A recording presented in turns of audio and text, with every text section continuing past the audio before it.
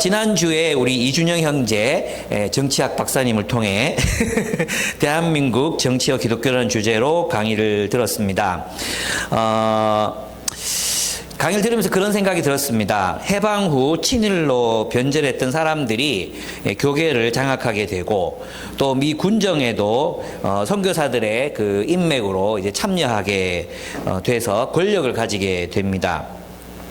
당시 이 권력을 가졌다는 말은 그 당시에 이제 어떤 경제적인 것들, 그 다음에 미군정에서 토지를 또 일본이 가지고 있던 토지를 분배해 줬잖아요. 그래서 그들이 이제 한국 사회에서 지배 계층이 되는 기반을 미군정이 만들어 줬다고 할 수 있습니다. 그때 얘기 듣기로 이제 30% 정도, 그 당시 군정에 참여했던 한국인들 중에 30% 정도가 기독교인이었다고 하니까 정말 굉장히 많은 사람들이 참여했던 것이고, 또 이승만이 이제 이 국회에서 처음 이제 그 연설을 할 때 목사님을 불러서 목사였던 국회의원을 불러서 기도하고 성경에 맹세하고 이런 것 미국을 따라하긴 했지만 한때 이제 기독교가 크리스텐덤, 기독교 왕국이라 불리울 정도로 기독교가 득세했던 시간이 있었습니다. 그런데 문제가 무엇입니까? 그때 바로 부정부패가 극심했다는 것입니다. 기독교 정권이 들어섰음에도 부정부패가 굉장히 이제 창궐했습니다. 그래서 사람들의 마음이 그래서 기독교에서 멀어지게 되기도 하는, 또 많은 사람들이 또 기독교의 겉모습을 보고 또 기독교로 들어오게 되기도 하는 그런 아주 이상한 그런 흐름들이 그때 생겨났었습니다. 그런데 이제 이것은 우리 한국만 그런 것은 아닙니다. 아프리카나 남미, 그리고 남태평양의 작은 나라들 중에는 복음화율이 90% 가까이 되는 나라들이 많이 있습니다. 그런데 그 나라는 대부분 기독교인들이 이제 대다수를 차지하고 있지만 복음화율이 높다고 해서 부정부패가 줄어드는 게 아니라 오히려 부정부패가 더 높은 현상을 보여줍니다. 도대체 이유가 뭘까요?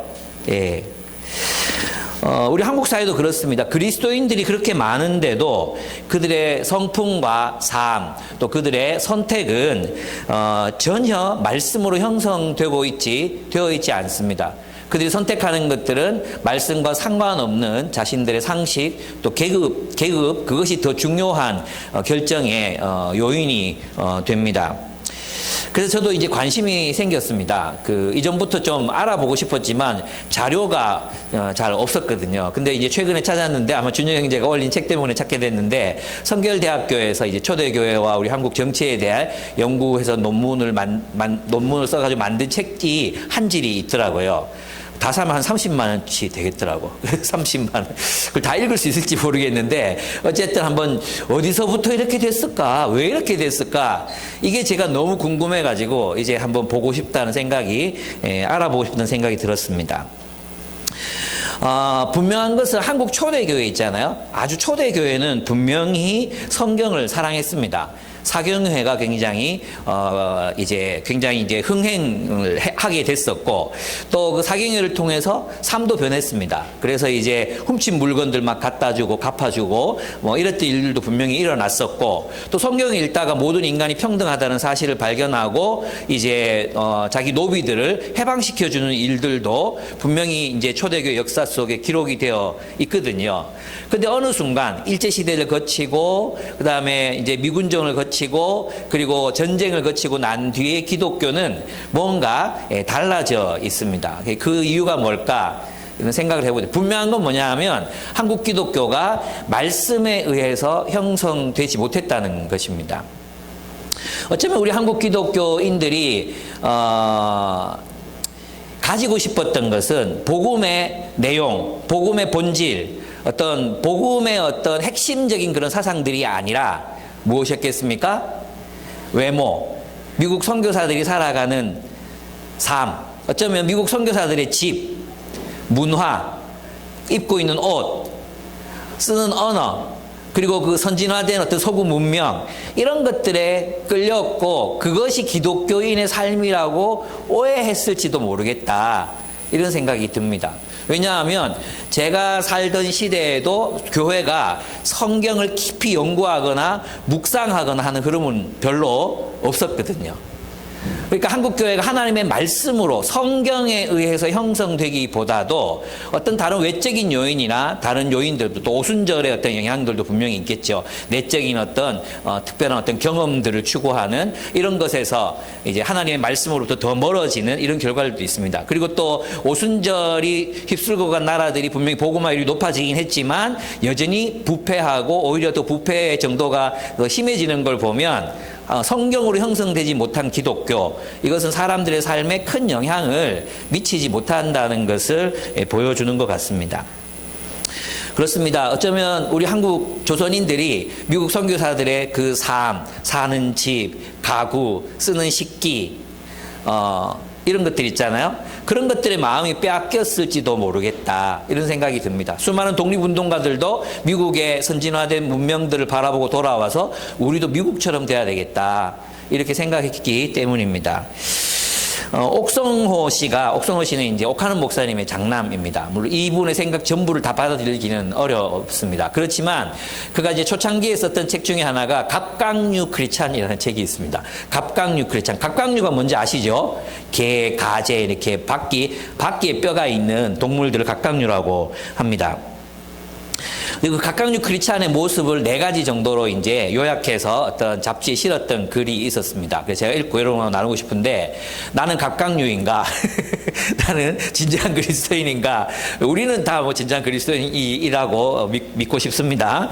그런데 첫째는 뭐냐 하면, 각각류 크리스찬은 겉모습으로 사람들을 판단하는 경향이 있다는 것입니다. 이때 겉모습이라는 것은 외적인 것을 말합니다. 교회의 규모, 건물의 형태, 재정, 다니는 사람들의 계급과 계층, 목사님이 타고 다니는 차, 이런 것들입니다. 예. 그런 것들에 집중하는 거죠. 그리고 실제로 이런 사람들 많이 만납니다. 교세가 어떻게 됩니까? 예, 1년의 재정은 어떻습니까? 목사님 월급을 얼마나 받으십니까? 목사를 만나도 이런 질문들을 서슴없이 하는 사람들이 있습니다. 진심, 진실, 진리, 이런 것에는 별로 관심이 없는 거죠. 두 번째, 이제 각각류 크리스찬의 특징은 이렇다고 했습니다. 유명인의 명성에 기대고 유명인을 숭배한다는 것입니다. 맞는 말이죠. 그래서 간증 집회에 주로 누가 옵니까? 유명한 사람들이 옵니다. 예, 부모님의 기도로 이렇게 여기까지 왔다. 제가 이제 우리 지희자매가 경산중앙교회, 경산중앙에 다닐 때 전도 집회하러 갔었거든요. 제 앞에 찬양이 있었어요. 누군가가 와서 찬양을 하는데, 제가 이제 복음을 전하는 게 핵심이잖아요. 그때 찬양하는 콘서트가 1시간 넘었던 거 기억하거든요. 앉아서 기도하려다가 콘서트가 1시간 넘는데 간증을 하는데 자기 부모님의 기도로 이까지 성공했다. 여러분도 견디면 성공할 거다, 이런 얘기하는데 내가 전날 복음하고 전혀 반대되니까 진짜 막 열이 너무너무 나는 거예요.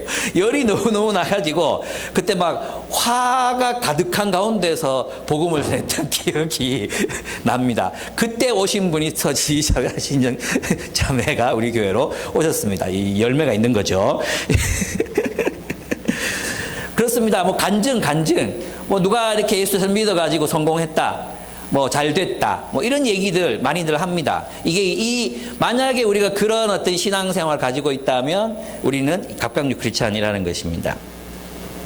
또 이제 하나가 각각류 크리스찬의 세 번째 특징이 내용이 아닌 효과를 중요하게 생각한대요. 그래서 이제 하나님의 말씀을 잘 가르치고 또 함께 연구하고 묵상하고 뭐 이렇게 책을 읽고 이런 것보다는 감정의 고향, 막 눈물이 나고, 그래서 찬양 집회, 성령 집회, 이런 어떤 그런 경험들을 강조하는 그런 것들을 추앙하게 된다는 것입니다.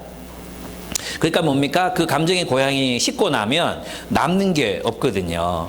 그래서 이제 오순절 교회들이 이 온 세계를 복음화 시키는데 일조인 건 사실이지만 그 사회 문화의 저변을 근본적으로 바꾸어 가지는 못했어요. 또 그들의 삶도 바꾸어 가지는 못했어요. 그 이유가 뭐겠습니까? 오늘 우리 이 본문에 그 답이 나옵니다. 제가 그 얘기를 이제 하려고 하는 것입니다. 그 다음에 네 번째가 뭐냐면, 이것도 중요한 건데, 각각류 크리스찬의 특징은 뭐냐면, 각각류의 특징이 뭐예요? 껍데기는 강하잖아요. 껍데기는 강한데 뭐가 약해요? 속살이 연하잖아요. 그런 거랑 똑같아요. 그게 무슨 말이냐 하면, 자신들이 진짜 복음이 아니라 자신들이 믿고 있는 신념이 이렇게 공격을 당하면 굉장히 예민하게 반응하는 거예요. 그렇게 반응하지 않아도 되는데, 예를 들면 우리는 하나님의 창조를 믿죠. 그죠? 하나님 창조 다 믿죠. 안 믿는 사람 아무도 없어요. 그죠? 그런데 하나님의 창조가 그냥 6,000년 만에 이루어졌느냐, 아니면 오랜 기간 동안 이루어졌느냐, 이거는 과학의 어떤 이야기에 귀를 기울여 봐야 되잖아요. 그렇죠? 그런데 창조과학이 주장하는 1만 년 이내 창조설, 이거 동의 안 하면 다 이단되는 거예요. 이게 무너지면 자신의 신앙도 무너진다고 생각하는 거예요. 창조과학을 믿는 거하고 창조를 믿는 건 다른 거거든요. 그렇습니다. 또 뭐 예정론이라든지 또 중요하게 생각하는 그런 신념들이 있어요. 그게 공격을 당하면 그렇게 막 극단적으로 이렇게 예민하게 막 이단 논쟁이 붙는 것입니다. 왜 그렇겠습니까? 자신감이 없어서 그래요. 하나님의 진리인데, 하나님의 말씀은 진리인데, 그 진리에 대한 자신감과 그 진리를 변증해낼 실력이 없기 때문에 결국은 예민해지는 거예요. 그게 무너지면 다 무너진다고 생각하는 거죠. 그렇습니다. 이게 그래서 기독교와 한국 개신교가 이제 굉장히 민감하게 반응하는 게 여러 가지가 있는데, 창조과학, 동성애, 그리고 이제 페미니즘, 이런 것들이 막 얘기가 나오면 그냥 막 어떻게 할 줄 몰라서 그냥 막 화부터 내는 그런 게 있잖아요. 사람 무서우면 화부터 나잖아요. 막 더 큰 소리 내고, 그런 크리스찬들 우리 한국 사회가 너무 많이 만들어내고 있습니다. 그렇습니다. 이 당시 예수님 당대에도 그랬습니다. 그들에게는 고대로부터 전해져 내려왔던 성문화된 성경이 있었습니다. 그들은 성경의 전문가라고 자처했고 성경을 읽었지만 그 성경이 가리키고 있는 메시아가 참으로 나타났을 때 그 메시아를 알아보지 못했습니다. 왜 그랬겠습니까? 그들은 어둠 속에 있기를 선택했습니다. 즉 그들은 하나님의 진리에 진정한 그 하나님의 진리에 진정한 관심을 갖고 있지 못했어요. 우리 지난 시간에 우리가 봤잖아요. 많은 표징들, 그들이 입으로 말해요. 저가 저렇게 많은 표징들을 행하니 온 세상이 그를 따르는도다. 그죠? 결국 그들이 많은 표징들을 행하면 하나님께로부터 오신 게 아닌가? 저가 메시아가 아닌가? 질문해보고, 그리고 좀 탐구해서 정말 그가 메시아라면 따라야 되잖아요. 그런데 무엇이었습니까? 저가 많은 표징들을 행함에 뭐가 무너지는 거예요? 자신들의 기득권이 무너지는 게 더 두려웠던 것이죠. 그들의 진정한 관심사는 진리가 아닌 이익, 자신들의 이익을 확보하는 일에 더 많은 관심이 있었다는 것을 폭로해 준 사건이 이제 12장 전반부에 있었던 그런 사건입니다. 그렇습니다. 36절에서 43절을 보면은 어둠을 선택한 사람들의 이야기가 나옵니다. 예수님은 많은 표징들을 사람들 앞에서 행했지만 사람들은 예수를 믿지 않습니다. 분명히 예수의 삶에 하나님이 함께 하시지 않으시면 나타날 수 없는 표적들이 많았습니다. 이건 부인할 수 없는 사실인 것 같아요. 이 표적이 없었다면 그렇게 수많은 사람들이 예수를 따를 리가 없었고, 막 수많은 사람들이 예수를 따르지 않았다면 예수는 죽을 필요가 없었어요. 그런데 유대 지도자 당국은 예수를 그들의 권력에 위협이 된다고 믿었고 예수를 십자가에 매달아 죽입니다. 십자가형은 반역자들에게 주어지는 그런 형벌이거든요. 로마에서 아무나 십자가에 못 박는 게 아니라 반역자들, 그리고 뭐 군이탈자들, 이런 사람들을 이제 십자가에 못 박았어요. 그러니까 무엇을 말하는 것입니까? 예수의 존재는 그들에게 분명히 위협이 됐는데 예수는 군사력으로 위협이 되는 사람이 아니었잖아요. 그럼 한 가지밖에 없어요. 그죠? 표징. 예수가 나타내신 그 표적들, 기적들을 보고 수많은 사람들이 예수를 따랐다는 것입니다. 그런데도 사람들은 예수를 믿지 않습니다. 그들이 왜 예수를 믿지 않는가? 그 이유를 이제 요한이 설명합니다. 두 가지 성경에 있는 예언, 이사야의 예언 중에서 두 구절을 가지고 이제 설명을 합니다. 첫 번째 구절은 이사야서 53장에 나오는 구절입니다. 오늘 여러분 보시면 38절에 보면 나오죠. 38절에 보면 그리하여 예언자 이사야가 한 말이 이루어졌다. 주님, 우리가 전한 것을 누가 믿었으며 주님의 팔이 누구에게 나타났습니까? 하죠. 이게 뭐냐 하면 이제 요거는 이사야서 53장을 봐야 돼요. 그래서 여러분이 이 구절을 왜 말하는지를 이사야서 53장을 여러분 폰에 있는 성경을 찾아보시기 바랍니다. 이사야서 53장 꼭 찾으셔야 됩니다. 찾아서 이제 53장 1절에다가 딱 픽스를 해 놓으세요. 이렇게 딱 고정해 놓으세요. 이사야서 53장에 나오는 이야기죠. 근데 53장은 52장과 이어지는 53장 1절 52장과 이어져요. 그래서 52장 마지막 부분을 보면 하나님께서 메시아를 통해서 우리를 구원하시는 방법이 너무나도 그들의 이해력으로는 도무지 이해할 수 없는 것이라는 거예요. 도무지 이해할 수가 없는 거예요. 왜냐하면 하나님께서 우리를 구원하시는 방법, 즉 하나님의 나라를 이 세상으로 도래하시게 하는 그 방법은 무엇입니까? 폭력, 승리, 힘, 권력 아니에요. 무엇을 통해서? 십자가의 희생을 통해서 하나님의 나라가 세워진다는 거예요. 그죠? 그래서 52장은 나의 기뻐하는 종에 대해서 얘기하고, 그죠? 그 다음에 53장은 그 종이 하실 일에 대해서 설명하거든요. 그래서 보면 그 이사야서의 예언을 보면, 첫째, 우리가 전한 것, 이게 뭐냐 이거예요. 우리가 전한 것을 누가 믿었으며 그랬죠. 이 우리는 누구겠어요? 선지자들, 성경을 말하는 거예요. 성경이 전파한 것을 누가 믿었느냐? 아무도 안 믿었다는 거예요. 아무도 안 믿었다는 게 보다 믿는 사람이 극히 드물었다는 거예요. 왜냐하면 우리가 전한 것은 뭐냐 하면 이사야를 비롯한 선지자들이 전한 예언입니다. 그 예언은 메시아가 오셔서 죄인들의 죄를 모두 끌어안고 죽으심으로 우리를 구원하신다는 메시지입니다.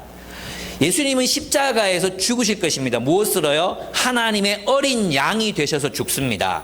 하나님의 어린 양이 죽고 다시 부활하면 무엇이 탄생합니까? 새로운 하나님 나라가 탄생합니다. 새로운 하나님의 백성이 탄생합니다.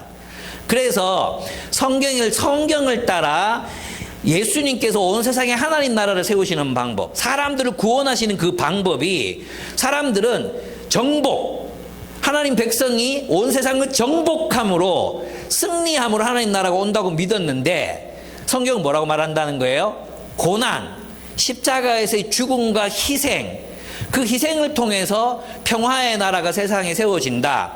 우리가 전한 게 그거라는 거야. 그걸 누가 믿겠어요? 누가 이해하고 믿을 수 있겠어요? 그죠? 이사야 시대에도 사람들이 이사야서 53장은 적었지만 사람들은 이것을 이해할 수 없었다는 것입니다. 두 번째는 뭐냐 하면 주님의 팔이 누구에게 나타났습니까? 이러죠. 주님의 팔이 나타났다는 것은 주님의 기적, 주님의 능력이 나타났다는 뜻이에요. 근데 예수님의 삶을 보면 어떻습니까? 예수님의 능력과 기적이 나타났죠. 그죠? 기적이 나타났음에도 그들은 믿지 않습니다. 그죠? 왜냐하면 하나님의 나라는 하나님께서 죽은 자를 살리시거나 또 이렇게 눈먼 자의 눈을 뜨게 하시거나 그들은 그렇게 하나님 나라가 오는 게 아니라 하나님의 능력이 이 세상 고통에 빠지게 한 인간의 죄의 문제를 해결함으로 하나님 나라가 오는 게 아니라 정복을 통해서 하나님 나라가 온다고 생각했거든요. 그러니까 우리가 전한 것, 선지자들이 전파한 이 복음의 메시지를 사람들이 알아듣기가 쉬웠을까요? 어려웠을까요? 어려웠죠. 지금도 마찬가지라는 것입니다. 그래서 이사야서 53장을 보면 1절 보면 우리가 들은 것을 누가 믿었느냐? 주님의 능력이 누구에게 나타나느냐? 이제 그들이 전한 내용이 무엇인가 하면 뭐 제가 빠르게 읽어볼 테니까 한번 다 따라서 눈으로 따라 읽어보십시오. 그는 주님 앞에서 마치 연한 순과 같이 마른 땅에서 나온 싹과 같이 자라서 그에게는 고운 모양도 없고 훌륭한 풍채도 없으니 우리가 보기에 흠모할 만한 아름다운 모습이 없다 했습니다. 이게 예수님 모습이었습니다. 우리 여기 있는 형제들은 다 예수님 닮았습니다. 그는 사람들에게 멸시를 받고 버림을 받고 고통을 많이 겪었다. 그는 언제나 병을 앓고 있었다. 사람들이 그에게서 얼굴을 돌렸고 그가 멸시를 받으니 우리도 덩달아 그를 귀히 여기지 않았다. 그는 실로 우리가 받아야 할 고통을 대신 받고 우리가 겪어야 할 슬픔을 대신 겪었다. 그러나 우리는 그가 징벌을 받아서 하나님에게 맞으며 고난을 받는다고 생각하였다. 그러나 그가 찔린 것은 우리의 허물 때문이고 그가 상처를 받은 것은 우리의 약함 때문이다. 그가 징계를 받음으로 우리가 평화를 누리고 그가 매를 맞음으로 우리의 병이 나았다. 우리는 모두 양처럼 길을 잃고 각기 제 길로 흩어졌으나 주님께서 우리 모두의 죄악을 그에게 지우셨다. 그는 굴욕을 당하고 고문을 당하였으나 아무 말도 하지 않았다.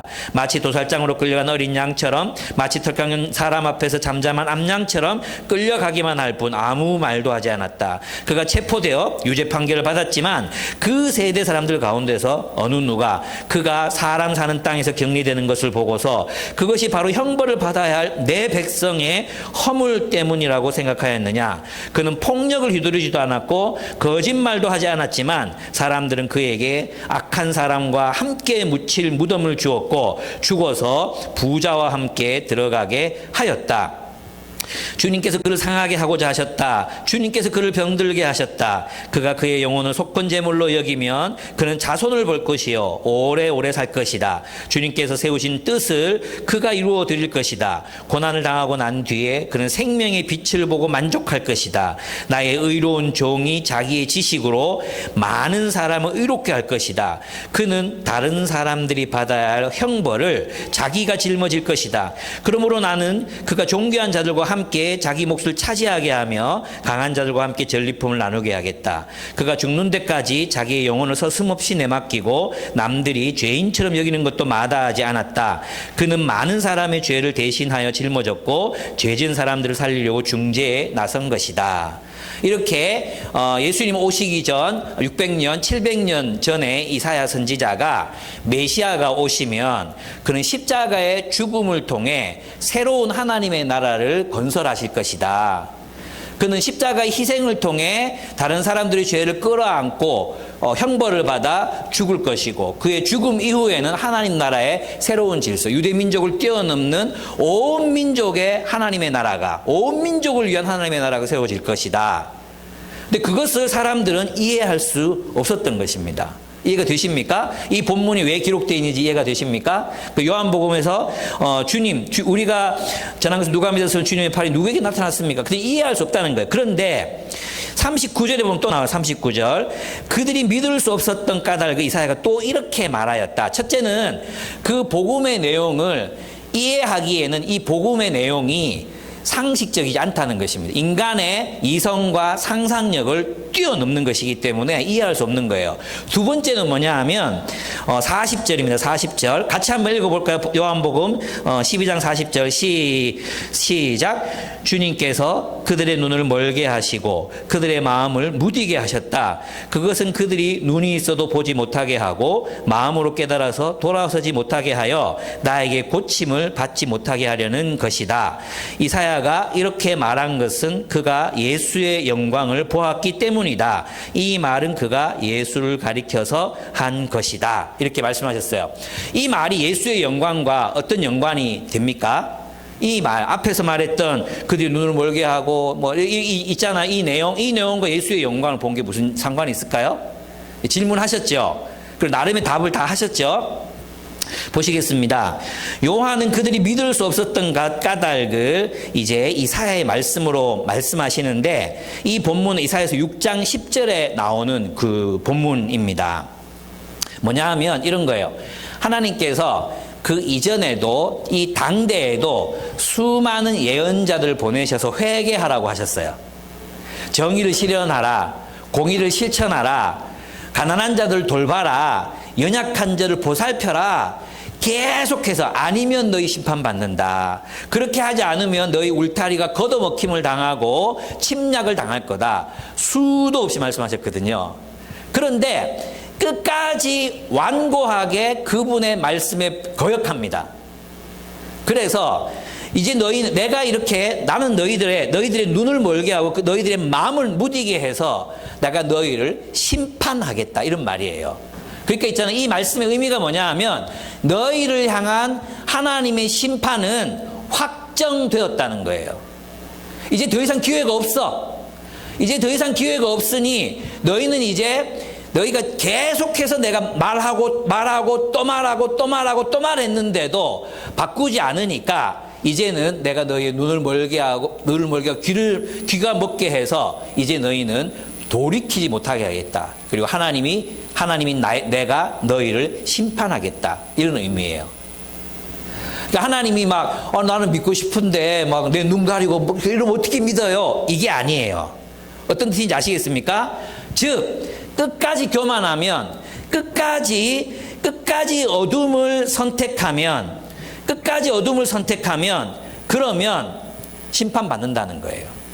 끝까지 돌이키지 않으면, 어둠 속에 머물러 있기를 결단하고 그 어둠 속에서 빠져나오려고 애쓰지 않으면 심판을 당할 것이다. 이런 의미예요.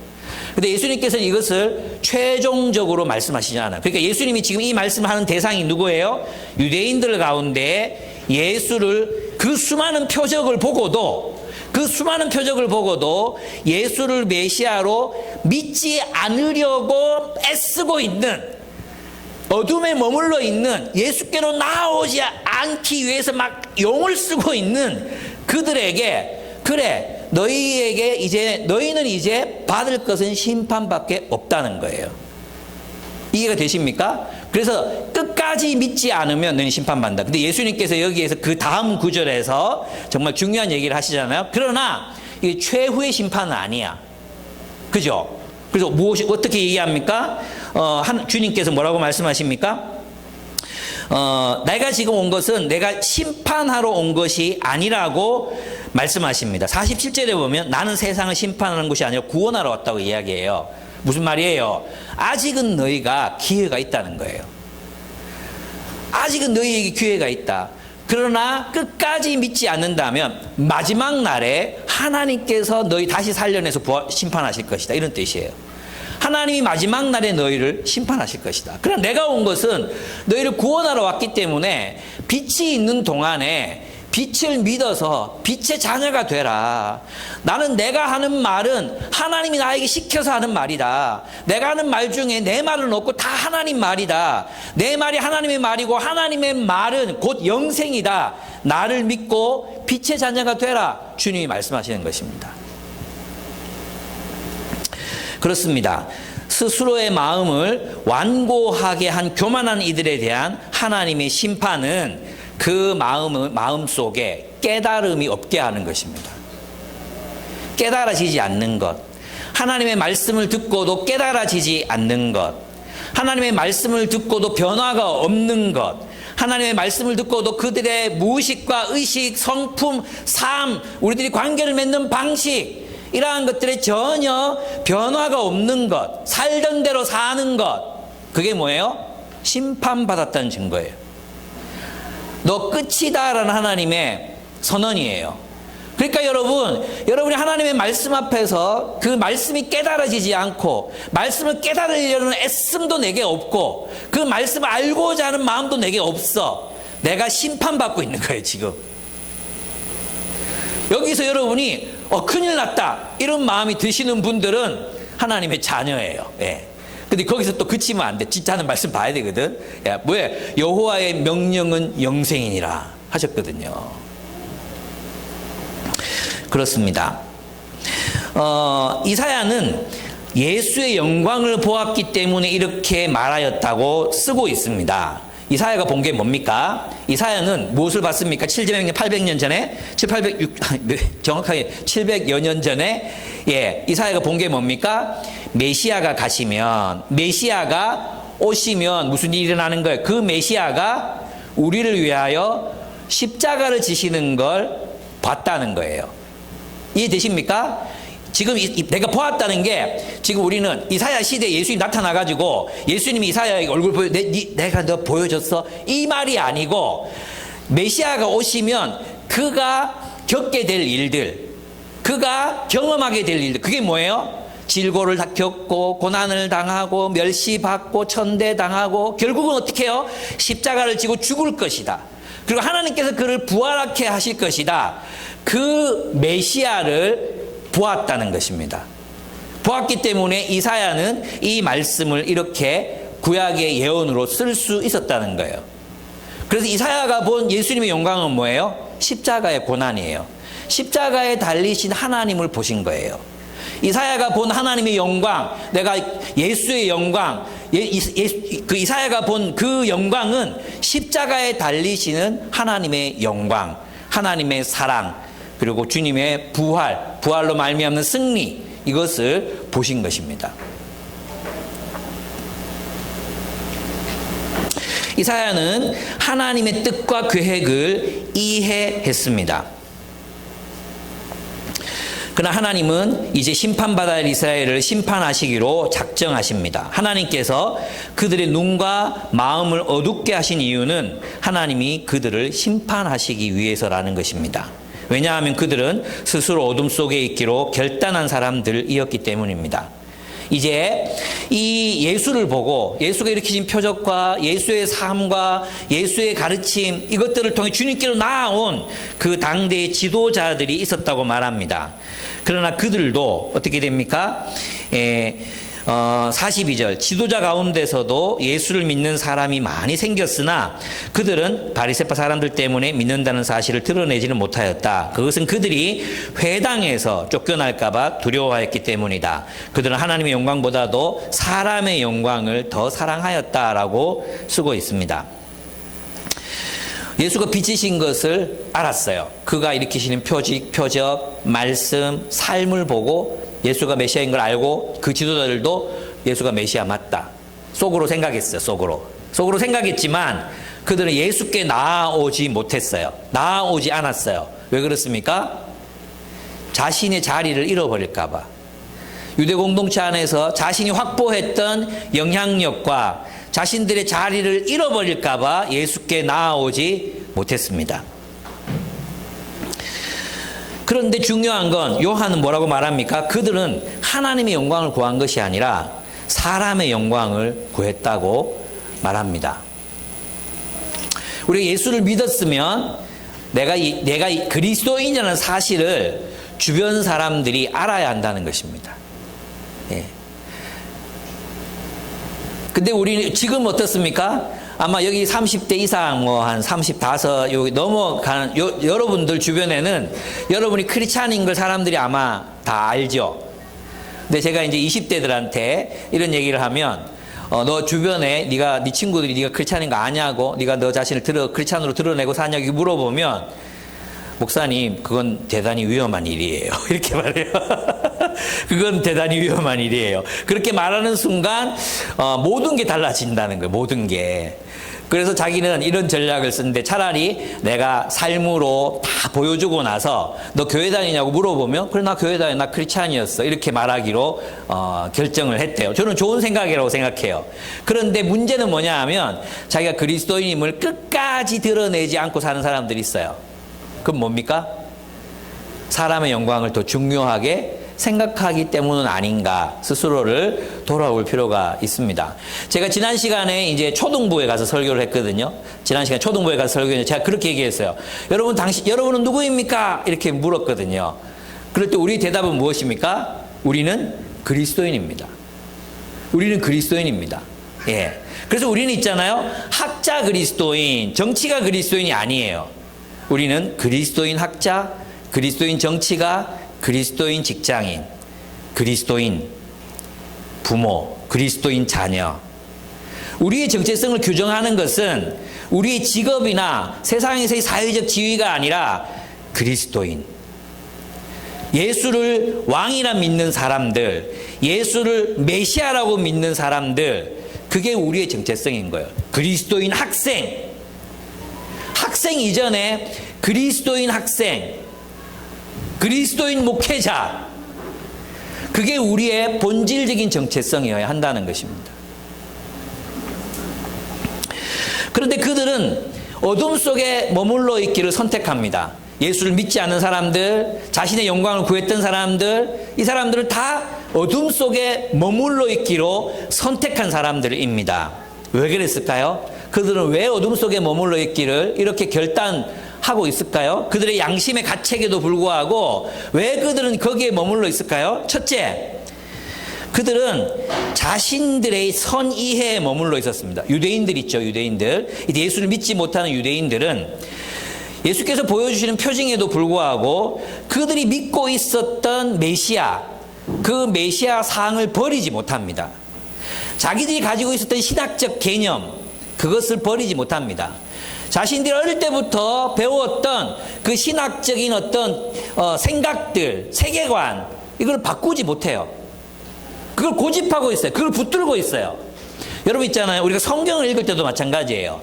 성경을 읽을 때도 성경을 읽는 일에 가장 방해가 되는 게 뭔지 아십니까? 여러분들이 가지고 있는 이 성경 말씀에 대한 선이해예요. 선이해. 어설픈 선이해. 내가 수련회 때 졸면서 들었던 몇 구절 말씀, 또 분반 공부 시간, 우리 초등학생 때, 중학생 때 분반 공부 시간에 딴짓하면서 들었던 왜곡된 말씀, 파편적인 지식, 잘못 배운 신학, 극단적인 진영 논리, 구구파들, 극좌파들, 다 그 진영 논리 깊이 빠져 있으면 성경이 정말로 무엇을 말하는지 볼 수가 없는 거예요. 알고 있다는 교만, 다 알고 있다는 교만, 이런 게 있으면, 이 구절, 너 이거 1000번 넘게 들었다, 뭐 이런 거 있잖아요. 그 알고 있다는 교만이 우리에게 성경을 제대로 읽을 수 없게 만듭니다. 듣고 싶은 대로 듣는 선택적인 경청, 듣고 싶은 것만 받아들이는 선택적 경청, 그것이 우리로 하여금 진리를 깨닫지 못하게 만든다는 것입니다. 히틀러의 탄생을 도왔던 대중신학, 정말 신학자들은 그렇게 말하지 않았지만 그들 사이에서 통용된, 오늘 우리나라로 말하면 번영신학 이런 거예요. 그런 신학에서는 말도 하지 않은 건데 어쩌다 보니 한국의 주류 문화가 되어 있는 그런 신학들, 이런 것들이 성경을 제대로 읽는 일을 방해합니다. 우리는 우리의 선의를 내려놔야 됩니다. 그래서 있잖아, 그 자세가 뭡니까? 그게 질문이에요. 질문. 나는 모른다. 나는 이 구절을 100번도 더 늦게 읽었지만 저는 이 구절을 보면서 앞에 했던 내용과 똑같네, 이렇게 생각했거든요. 바로 그거. 여러분 나랑 BSM 하면서 똑같은 얘기를 뭐 이렇게 반복해, 그런 생각이 들죠? 바로 그 생각, 그 선이해. 나는 이미 알고 있어. 요게 우리를 갑각류 크리스찬으로 만드는 거예요. 몰라요. 물론 우리는 성경 본문을 이해하기 위해서 우리의 선지식을, 선이해, 본문에 대한 선이해를 활용해야 합니다. 그럼 그것은 부정할 수 없어요. 선이해가 없으면, 선지식이 없으면 우리는 그 어떤 지식으로도 나아갈 수 없거든요. 근데 해야 되는 게 뭐예요? 더 우리의 지식이 확장되고 나면 뭘 차버려야 돼요? 우리의 선이해는 사라져야 되는 거예요. 또다시 나아가고, 또다시 깊어지고, 또다시 확장되고, 그게 우리의 진리를 이해하는 기본이 되어야 한다는 것입니다. 그래서 여러분, 나는 모른다, 나는 틀릴 수 있다, 내가 본 것이 아닐 수 있다, 여기에서 우리의 성장이 시작되는 것입니다. 아멘? 그러니까 있잖아요, 여러분이 왜 BSM을 안 하느냐? 첫째는 게으름 때문이고 두 번째는 교만 때문이에요. 다 알고 있다고 생각. 이 말씀이 나의 삶에 빛을 비춰주고 길을 보여주고 무엇을 선택해야 될지 알려준다는 확신과 믿음이 우리 안에 없어요. 그러니까 이 사람은 똑같아요. 성경을 믿기는 믿지만 메시아 본문이 있다는 걸 알지만 정말로 그 메시아 본문이 어떻게 적용되는지, 실현이 되는지는 볼 수 없었던 이 사람들하고 같을 수 있다는 것입니다. 여러분, 말씀을 사랑해야 합니다. 본문을 이해하기 위해서 애를 써야 합니다. 알죠? 하가르, 묵상이라는 단어가 무슨 뜻인지. 그죠? 개가 뼈다귀를 놓고 이걸 어떻게든 먹어보려고 막 깨물었다 놨다가 막 여기도 깨물었다가 저기로 깨물었다가, 그래서 막 끝까지 어떻게든, 그거 분명히 못 먹는 거 분명한데 끝까지 막 먹으려고 하잖아요. 그게 하가르래, 하가르. 맹수가 짐승을 잡고 으르렁거리는, 이게 하가르, 이게 묵상이에요. 묵상은 식물성이 아니라 동물성이에요. 동물성. 움직이는 거예요. 우리는 모른다고 생각하고 이 말씀이 참으로 나의 삶에 빛이 된다고 생각하고 하나님의 명령이 곧 뭐다? 영생이다. 우리 진짜 풍성한 삶을 준다는 믿음을 가지고 이 말씀을 묵상하셔야 됩니다. 10년이 지나도 자신의 생각, 신학적인 관념, 이런 것들이 확장되고 있지 않다면 우리는 갑각류예요. 우리는 잘하지 않고 있는 거예요. 이 갑각류 크리스찬이라는 말은 사실은 갑각류에 대한 모독이기도 합니다. 왜냐하면 갑각류도 잘하거든요. 그 얘기를 이따가 드리겠습니다. 두 번째, 그들이 어둠 속에 머물러 있기를 선택한 이유는 질문하지 않았기 때문입니다. 성경은 질문하지 않는 것을 죄라고 말합니다. 놀랍죠? 성경은 질문하지 않는 것, 사유하지 않는 것, 생각하지 않는 것을 죄라고 말합니다. 욥기를 보십시오. 욥은 하나님께 끝까지 질문합니다. 왜 내가 이런 일을 당해야 됩니까? 하나님은 의로운 분입니까? 하나님 의로운 분 맞습니까? 끝까지 질문합니다. 답을 찾기 위해서 하나님을 놓지 않습니다. 하나님에 대해서 부정적인 질문을 늘어놓으면서도 하나님을 붙잡습니다. 그러나 욥의 친구도 어떻게 했습니까? 자신들이 알고 있는 답을 말합니다. 무슨 말입니까? 고민의 흔적이 없습니다. 자신들이 이미 가지고 있던 기존 관념, 그것을 가지고 욥을 정죄하고 심판합니다. 그게 죄입니다, 여러분. 그게 죄예요. 질문하지 않는 것. 여러분의 전제, 그리고 이미 내리고 있는 결론들에 대해 질문하기를 두려워하지 않아야 합니다. 우리가 흔들리는 경험을 해봐야 합니다. 우리가 하나님의 말씀의 빛 아래 들어가면 있잖아요. 흔들려요. 지진이 일어나요, 지진이. 하나님의 말씀을 깨달으면 내가 알고 있던 것, 내가 살던 삶, 내 습관, 내 무의식, 이런 것들이 흔들려요. 여러분, 흔들리지 않고 싶다면 여러분 기독교인이 되면 안 돼요. 기독교는 끊임없이 진리로 말미암아 우리 자신을 흔드는 종교예요. 기독교가 안전하다? 뻥! 기독교는 안전하지 않습니다. 기독교는 위험합니다. 우리를 끊임없이 흔들어대기 때문입니다. 그렇습니다. 하나님은 질문하는 자를 사랑하십니다.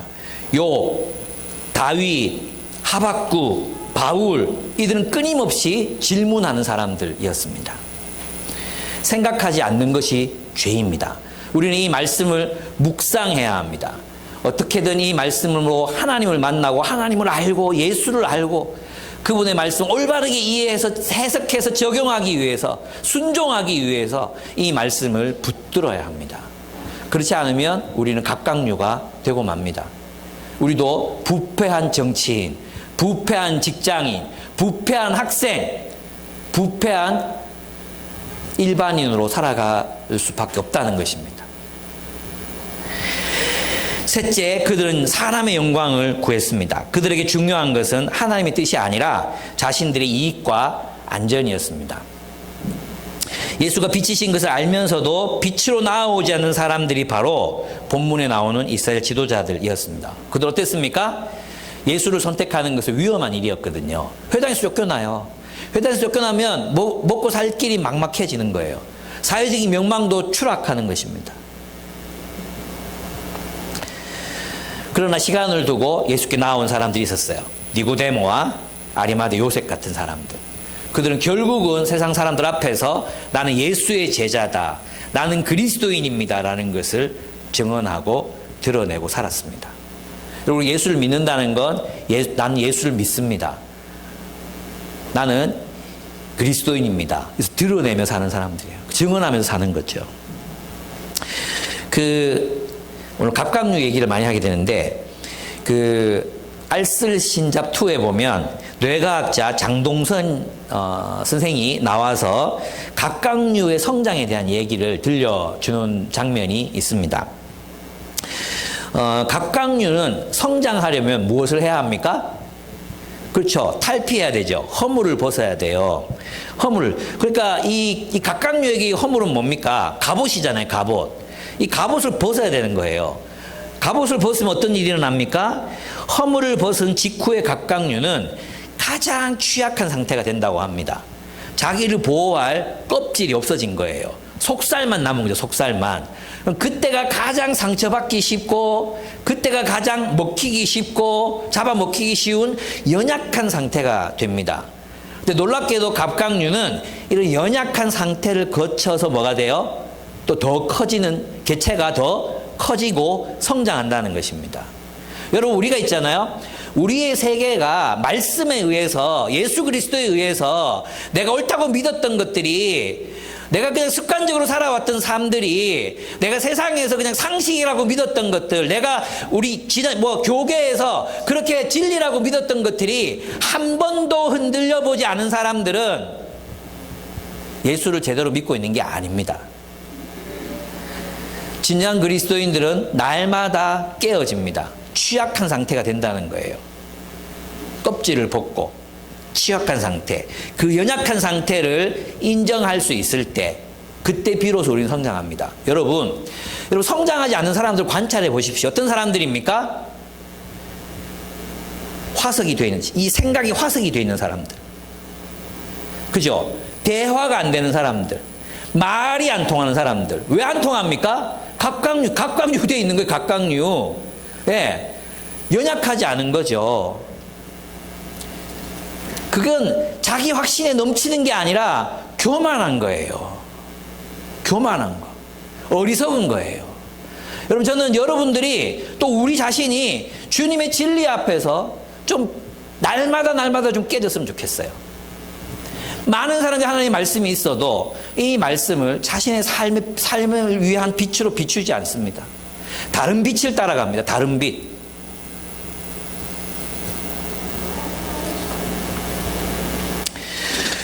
예수님은 이제 큰 소리로 외치십니다. 44절에서 46절입니다.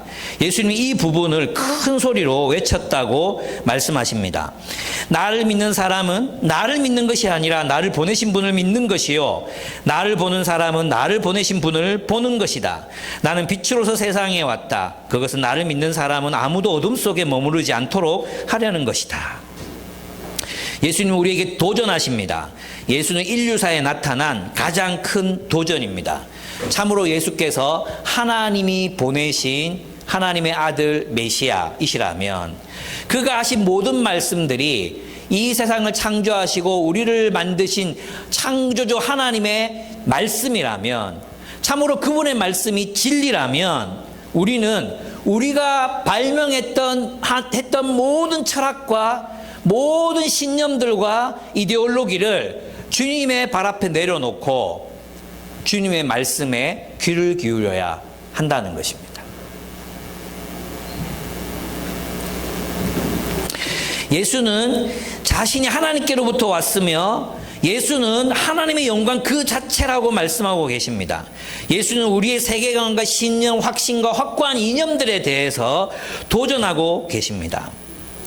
예수님은 스스로를 하나님의 백성이라고 자부하던 이스라엘을 향해, 예수님은 스스로를 그리스도인이라고 믿는 우리들을 향해, 예수님은 내가 하나님의 백성이라고 생각하는 우리 자신들을 향해 어둠 속에 머물지 말고 빛이신 예수 그리스도에게로 나아오라고 도전하고 계십니다. 이 도전은 우리가 교회 안에 있다고 안전한 것이 아니라는 것을 말해줍니다. 그들이 이스라엘 백성이라고 다 하나님의 백성이 아니었듯이 우리가 다 교회 안에 있다고 하나님의 백성이 아닐 수 있다는 뜻입니다. 예수께서는 이 문명의 세계를 살고 있는 지성인들과 현대인들과 과학자들에게, 알쓸신잡에 나오는 지성인들을 향해 어둠 속에 머물지 말고 빛으로 나오라고 도전하십니다. 과학으로 인류는 스스로를 계몽되었다고 말합니다. 스스로 계몽되었다, 스스로 깨어졌다, 빛을 받았다고 스스로 착각합니다. 그 성경은 그것에 머물지 말고 예수의 진리의 빛 가운데로 나아오라고 말씀하십니다. 인간이 발명해낸 수많은 철학적인 체계들, 수많은 이념들과 이데올로기들, 가치들 있습니다. 그것에 비해 예수의 말씀은 너무나도 평범합니다. 예수의 삶을 따르는 것은 그 수많은 철학적인 변론들과 수많은 이데올로기의 싸움 속에서 예수를 따른다는 것은 미련한 행위처럼 보입니다. 그런데 우리는 그 예수를 따르기로 결단했습니다. 왜 그렇습니까? 주님이 빛이라는 사실을 우리는 알기 때문입니다. 주님이 빛이라는 사실을 우리는 인정했기 때문입니다. 그분을 따르기로 결단했기 때문에 여러분에게 묻고 싶습니다. 여러분은 예수님이 빛이신 것을 믿으십니까? 그 빛은 여러분을 인도하고 여러분을 보게 하고 여러분들로 하여금 올바르게 분별할 수 있고 올바른 삶을 선택하게 하실 수 있는 것이 분이라는 사실을 믿으십니까? 아멘. 예, 두려워하지 마십시오. 예수는 하나님께로부터 오셨습니다. 그러나 우리가 만약 어둠 속에 머물기를 선택한다면 우리는 하나님의 심판을 피할 수 없습니다. 그렇습니다. 예수님께서는 이제 예수를 믿지 않는, 예수를 메시아로 따르지 않는 사람들을 향해서 뭐라고 말씀하셨습니까? 그들을 이제 너희가 믿지 않으면, 어둠 속에 머물면 마지막 날에 너희를 심판하실 것이라고, 하나님이 너희를 심판하실 것이라고 말씀하셨잖아요. 그럼 지금 어떻게 해야 되는 거예요? 우리 지난 시간에 말씀을 들었듯이, 말씀을 연구했듯이 빛이 있는 동안에 빛 가운데 걸어가라. 지금 어떤 때입니까? 주님께로 돌이킬 때입니다. 예, 주님께로 돌이킬 때입니다. 여전히 그렇습니다. 지금은 구원의 때라는 것입니다. 여전히 시대가 열려 있습니다. 아직까지 하나님의 심판이 종결된 것이 아닙니다. 그러므로 우리는 우리 자신이 예수를 믿어야 할 뿐만 아니라 예수를 알지 못하는 사람들을 향해서 예수를 증언해야 한다는 것입니다. 우리는 우리의 삶으로, 우리의 말로, 공동체적인 삶으로 예수 그리스도를 증언해야 합니다. 본 것을 증언한다는 것은 굉장히 위험한 일입니다. 어제가 이제 아내와 저의 27주년 결혼 기념일이었습니다. 예, 쌀국수 집에 가서 쌀국수 먹었습니다. 그리고 커피숍에 가서 이런저런 얘기를 나눴습니다. 아내는 저의 사랑의 고백을 강요했지만 저는 굴복하지 않고 네, 사랑한다고 얘기하죠. 예. 근데 이제 그 주에, 이제 금요일이 되고 토요일이 되면 너무 바쁠 것 같아가지고 영화를 한 편 봤습니다. 올빼미라는 영화였습니다. 올빼미. 예. 왜 올빼미냐 하면 여기 이제 또 스포일러가 들어갑니다. 이 영화는 인조 왕이 이제 다스리던 시대를 그렇게 배경으로 하고 있습니다. 인조의 아들은 이제 청나라로 볼모로 잡혀갔다가 몇 년 만에 이제 다시 돌아오게 되거든요. 근데 인조 이 세자가 청나라에 가가지고 세상이 격변하고 있다는 사실을 발견합니다. 그리고 돌아왔어요. 근데 인조는 친명주의자거든요. 새로운 세력이 아니라 명예에 대한 이걸 해야 된다. 충성을 해야 된다. 이런 주의자였거든요. 그런데 이제 영화에서 극화된 거지만 이게 실제로 아마 정말 개연성이 많은 건데 인조의 아들 세자가 독침으로 살해를 당합니다. 살해를 당해요. 근데 이 독침으로 살해당하는 현장을 이제 이 봉사인 유준열이가 봉사거든요. 봉사인데 침수를 잘라요. 왜 올빼미냐 하면 이 친구는 병을 앓고 있는데 낮에는 안 보여. 빛이 있으면 안 보여. 불이 꺼지면 어슴푸레 보이는 병인 거예요. 그래서 일부러 이제 이 어이가 이 봉사 침술사를 고용을 해서 세자를 죽이는데 데리고 갑니다. 가가지고 뭐라느냐 하면 세자를 독침으로 죽여요. 눈이 안 보이잖아요? 근데 불이 꺼져서 어슴푸레 보이는데 독의 침을 찍어가지고 세자의 온데 막 꽂아놓고 세자가 피를 토하고 죽는 장면을 목격하는 거예요.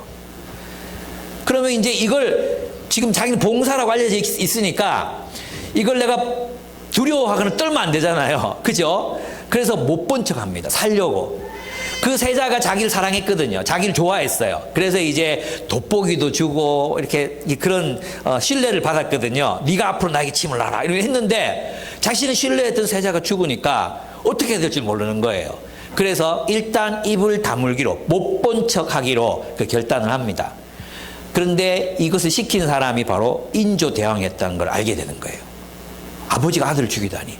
거기서 마음에 막 분노가 일어나요. 어떻게 할까. 그런데 있잖아요. 또 새 손까지 죽이는 거예요.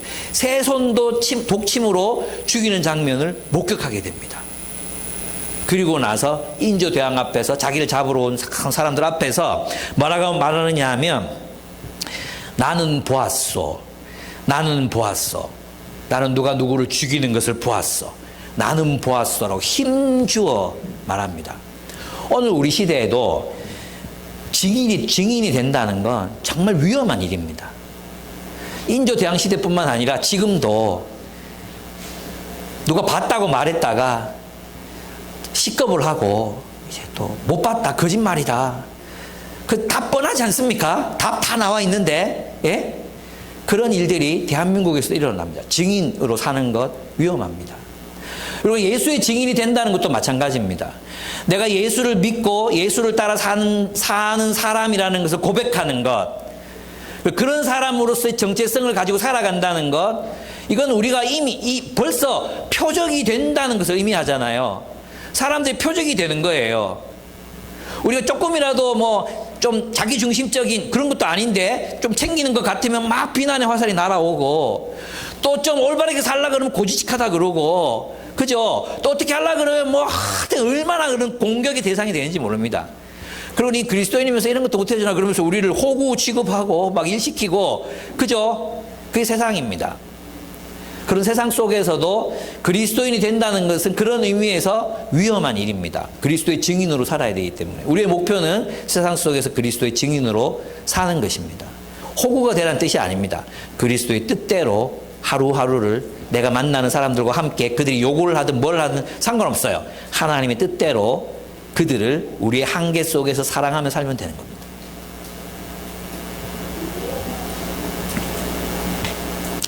그래서 이 증인이라는 말, 마테테스는 나중에 원래는 증인이라는 말이었는데 뭐가 됐어요? 순교자로 바뀌잖아요. 어의가 바뀌어요, 어의가. 그리스도인들이 예수를 증언하다가 수많은 사람들이 순교했어요. 그래서 원래 마테테스는 증인을 말하는 거였는데 나중에 순교자라는 말로 그 어의가 바뀝니다. 그렇습니다. 예수를 배척하고 예수의 말씀을 받아들이지 않는 사람들은 마지막 날에 하나님은 그를 심판하실 것입니다. 그러므로 우리는 지금 예수를 믿고 지금 예수를 증언해야 합니다. 그래서 여러분 우리가 있잖아요. 한 사람을 정해야 돼요. 한 사람. 그 멘티도 좋고 옆집에 사는 아줌마도 좋고 또 여러분 직장인 뭐 후배도 좋고 동료도 좋아요. 한 사람 정하셔야 돼요. 교회 다니지 않는 한 사람. 예수님 모르는 한 사람. 그 한 사람을 정해서 끊임없이 그리스도의 사랑으로 사랑하시기 바랍니다. 포기하지 말고 끝까지 사랑하시기 바랍니다.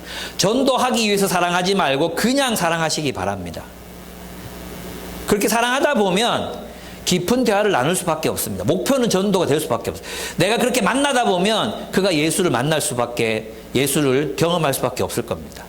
끝까지 사랑하십시오. 한 사람 정하셔야 됩니다. 그게 증인 아니겠어요? 여러분 어디에서 증인이 되시겠습니까? 여러분이 만나는 한 사람, 최소한 한 사람 있어야 될 거 아닙니까? 그 한 사람에게 내가 그리스도의 사랑으로 내 마음을 다해서 그를 사랑하는 것입니다. 교회 데리고 오기 위해서 사랑하는 게 아니라 진심으로 사랑하는 거예요. 그렇게 하시겠습니까? 못하겠다 손 들어보십시오. 아무도 없죠? 그럼 여러분 다 한다고 생각하고 여러분들이 그렇게 살 것을 믿습니다. 근데 여러분 여기서 중요한 말씀이 있습니다. 빛은 바로 예수님의 말씀이라는 것입니다.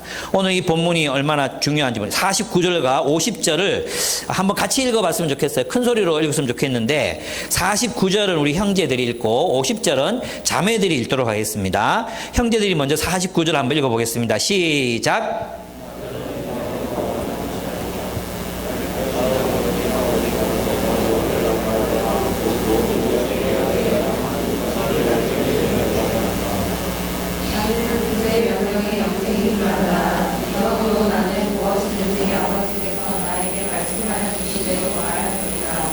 아멘. 여러분 여기서 영생이 무엇이라고 말합니까? 하나님의 명령, 아버지의 명령이 곧 뭐라고요? 영생이다 말씀하시죠. 예, 요한복음 21장에 가면 또 20장인가요? 거기 가면 또 뭐라고 말씀하십니까? 나는 왕이다. 나는 진리에 대하여 증언하러 왔다 말씀하시죠. 그죠? 그러니까 우리가 예수의 통치를 받는, 예수를 메시아라고 믿는다면 우리는 무엇을 사랑하는 사람이 되어야 합니까? 예수의 말씀. 예, 하나님의 명령이 영생이에요. 그 하나님의 명령이 누구에게 주어졌죠? 예수 그리스도에게. 예수 그리스도께서 누구에게 말씀하셨죠? 어디에 말씀하셨죠? 성경에. 예수의 말씀이 어디에 기록되어 있죠? 성경에 기록되어 있습니다.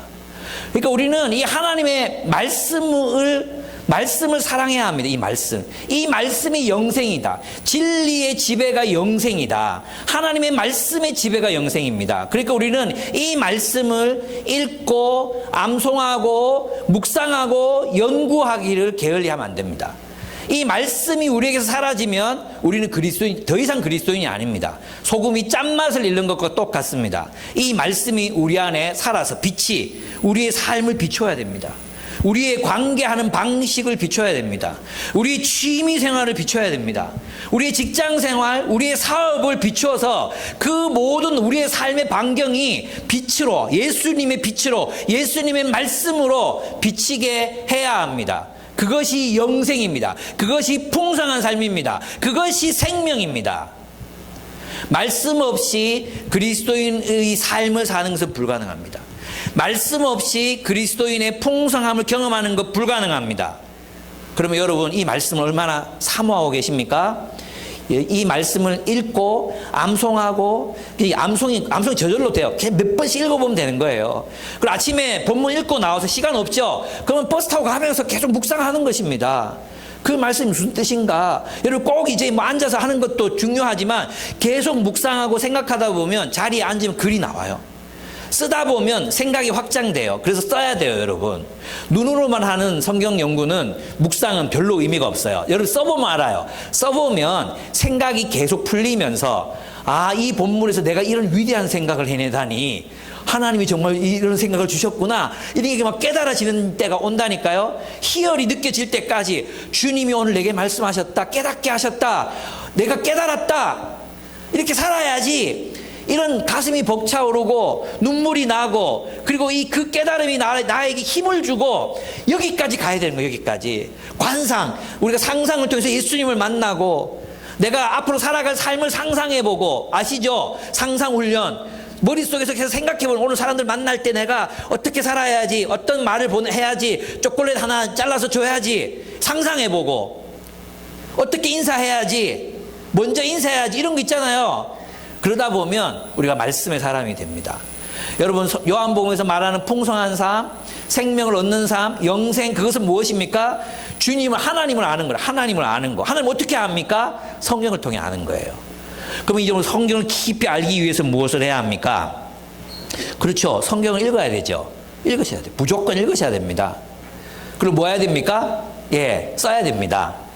문단을 나누고 제목을 붙이고 핵심 메시지들을 찾아내고, 그리고 이 말씀을 주회했으면 끝나는 게 아니라 이 주회한 말씀 가지고 내 삶으로 해석을 해보는 거예요. 해석. 이 시대를 향해서 해석해 보는 거예요. 이게 안 되죠. 왜 안 되는지 아십니까? 우리가 문해력이 없거든요. 책을 안 읽어서 그래. 책을. 여러분 성경을 읽는 것도 책 읽는 것과 똑같은 거예요. 그래서 여러분이 성경을 제대로 읽고 싶으면 책을 읽으셔야 돼요. 아시겠죠? 고전들 있죠. 케르케고르의 책들, 이 너무 어렵다, 그죠? 이런 건 나중에 읽도록 하고, 이런 있죠. 이 톨스토이 좀 쉬워요, 그죠? 톨스토이, 도스토옙스키, 파스칼, 또 크리스찬 저술가들 많은 책들이 있습니다. 그런 책들을 읽으시는 거예요. 그리고 신학책들도 읽어야 됩니다. 톰 나이트, 크리스토퍼 라이트, 김유복, 이런 저자들이 쓴 주석과 강해서도 읽고, 그리고 사유해야 합니다. 또 곧 이제 전도서 나오잖아요. 그럼 또 여러분이 또 사주셔야 되는데, 그렇습니다. 그리고 그 말씀을 따라 살아야 합니다. 실천하는 공동체 속에 머물러 있어야 합니다. 함께 그 말씀을 실천해야 합니다. 여러분 우리가 이 하나님의 말씀이 왜 이해되지 않느냐 하면, 그 말씀을 살아내는 공동체가 없으면 이해할 수가 없어요. 그게 우리의 인식의 기본이에요. 우리 세상을 살기 때문에 세상이 뭐라고 말하는지 알잖아요. 소통이 되잖아요. 그죠? 그것처럼 하나님의 나라를 사는 사람들이 있어야 돼요. 이 사람들이 하나님 나라를 사는 사람들과 대화하고 나누고 실천하고 이럴 때 이 말씀들이 이해되기 시작하는 거예요. 그 말씀이 없이는 혼자 나가서 아무리 살아봐도 세상의 이야기의 그냥 일부, 세상의 그 내러티브 속에 하나로 그냥 이제 잠식되고 말죠. 살아야 돼요. 실천해야 돼요. 실천이 이해를 도와요. 모르겠으면 해보는 거예요. 여러분 이제 아무리, 이게 자주 하는 얘기인데 있잖아요. 수영을 글로 배우면 어떻게 됩니까? 수영 글로 배우면 쉬워요. 안 빠지면 돼요. 떠라. 그리고 왼손 뻗고 그대로 두고 오른손 이렇게 하면 간다. 글로 배우면 얼마나 쉽습니까? 해봤습니까? 안 되죠. 해봐야 배우는 거예요. 해봐야. 그리스도의 삶도 똑같은 거예요. 머리로 배우는 게 아니에요. 그 말씀을 따라 살아봐야 이 말씀이 이해되기 시작하는 거예요. 아, 이게 진리구나. 빛이다. 이 빛이신 말씀. 우리에게 이런 하나님의 말씀에 대해 깊은 이해가 생기지 않는 이유. 우리가 바울 서신을 아무리 학문적으로 연구해도 바울처럼 안 살았는데 어떻게 바울의 말을 이해가 되겠어요? 그러니까 신학자들의 책만 보면 이게 참 이게 왜 이렇게 중요하지? 이런 생각 들 때 많지 않습니까? 살아보면 아는 거예요. 살아보면. 그렇게 여러분이 하나님 말씀 이해하시기 바라요. 여러분 있잖아요. 여러분이 알아서 믿는 게 아니에요. 모르겠거든 살아보는 거예요. 해보면 알아요. 해보면. 근데 제가 여러분과 대화하다 보면 여러분들 중에 이제 그런 얘기를 제가 많이 듣거든요. 어떤 얘기냐 하면 힘들어요. 뭐 다 알지만 못 살겠어. 아는 게 아니에요. 모르기 때문에 못 사는 게 모르기 때문에. 작은 거라도 실천해보자고 내가 몇 번이나 얘기합니까? 그렇게 살았으면 좋겠습니다. 하나님의 계명이 영생입니다. 하나님의 말씀이 하나님의 명령입니다. 성경은 하나님의 명령과 예수님의 말씀을 기록한 책입니다. 그러므로 이 성경을 사랑합시다. 이 말씀을 따라 살아갑시다. 어둠에서 나와 빛 가운데 걸어갑시다. 예수께서 사신 것처럼 가난한 자들과 약자들의 편에 서서 그들을 섬기고 우리가 서 있는 자리에서 정의를 구하고 공의를 실천합시다. 사랑하는 형제 자매들을 주님이 사랑하신 것처럼 사랑하며 살아갑시다. 성경을 읽고 책을 읽고 고전을 읽고 그리하여 여러분이 주님의 말씀으로 형성된 성품, 말씀으로 형성된 지성, 말씀으로 형성된 우리 인간관계의 방식들, 말씀의 빛으로 여러분의 일과 여러분의 삶의 터전을 비추고 그렇게 살아가신 진정한 예수의 제자가 되시기를 축복하고 또 축복합니다. 아멘. 시간이 많이 갔기 때문에 제가 잠깐 기도하고 마치도록 하겠습니다.